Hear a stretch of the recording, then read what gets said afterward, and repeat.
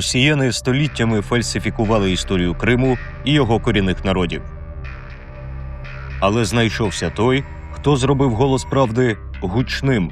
Для багатьох Васгрін став такою поворотною фігурою в з'ясуванні або усвідомленні власної історії. Він, як дослідник, ніколи не йшов шляхом пропаганди або скривлення історії, коли писали, що Крим без кримських татар – це нормально.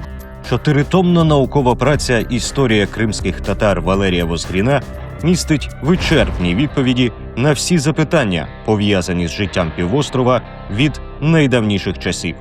От коли читаєш, тобі стає зрозумілим, по-перше, наскільки унікальним був Крим. От Крим, в якому жили, формувалися, розвивалися кримські татари. Як такий основоположний кримський етнос, кримська нація.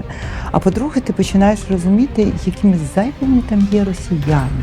За підтримки Українського культурного фонду телеканал АТР перекладає українською мовою легендарний 4-томник Васгріна та створює документальний цикл про життя і спадщину видатного науковця. Валерій Васгрін. Шлях до історії кримських татар. Дивіться на телеканалі АТР.